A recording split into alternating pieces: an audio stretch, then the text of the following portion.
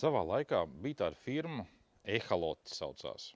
Un pie viņiem varēja iegādāties, es neatceros, tur vai nu Krievijā, vai nu Baltkrievijā ražotas pretērču bikses. Viņas bija piesūcinātas ar kaut kādu materiālu, maksāja bikses kopā ar augšu kaut kur aptuveni ap 100 eiro vai pat lētāk. Un viņas savu funkciju pildīja. Ja?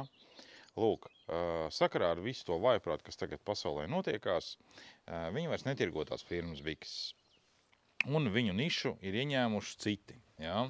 Respektīvi, tagad bikses ražotāji atrodas, ja es nemaldos, Nīderlandē. Saucās tā firma lūk šādi.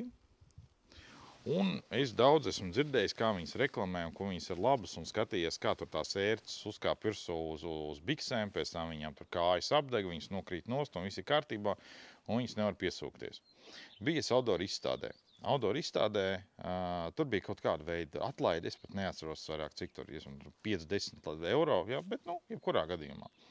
Lūk, un zeķis tur maksāja ap 20 eiro, kaut kādas tur krekli maksāja tur ap 60, ja es nemaldos, kaut kas tam līdzīgs. Un es jau nolēmu, ka es nopirkšu bikses. Lūk, viņām šeit sānos ir ventilācijas kabatiņas tādas stāv, ja? Tieši tāpatās kā moto biksēs, moto jakās un vispārējais. Lūk, un es nepievērsu uzmanību iekšējām šuvēm uz viņas, tāpēc, kad izstādēju tur, kas tur ir, kas tur nav. Lūk, un es viņas uzvilku tagad, aizgāju medībās un sapratu, ka medībās ar viņām pastaigāt nav iespējams. Un nav iespējams viena elementāra iemesla dēļ. Lūk, šādi no iekšpuses izskatās tā šuvi, ko viņi ir uztaisījuši. No augšas viss ir kārtībā, ja? Viss ir gluds un labs. Bet no apakšas viņi ir piesvilinājuši to rāvējslēdzēju, ja, ar kaut kāda veida gludekli vai kaut ko tam līdzīgu.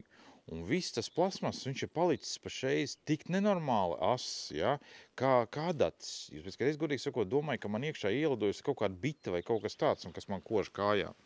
Lūk, un ejot, viss tas karstais plasmas, kas ir pārvērties no abām divām pusēm, vienkārši tev durās iekšā kājās. Pateikt to, ka medības bija sabojātas, jo tu nevari normāli paiet, ja? Tas ir, nepateikt neko. Lūk, sēžot arī bija tieši tas pats, aizgāju uz torni, es apsēdos virsū, un tieši tā kabata viņa ielaukās iekšā, tā apakšiņa celim iekšpusē, ja? Un tiklīdz tu saliec to kāju, tā viņš uzreiz ras un iedurās iekšā tev tieši tajā kājā. Ir ļoti nepatīkami. Diemžēl par to neviens nestāst. Es par to pastāstīju. Tā kā ziniet, kad pērkot šīs bikses, es nevaru pateikt, ka viņas ir sliktas attiecībā pret ērcēm, bet to, kad viņas durās kājās, tas gan.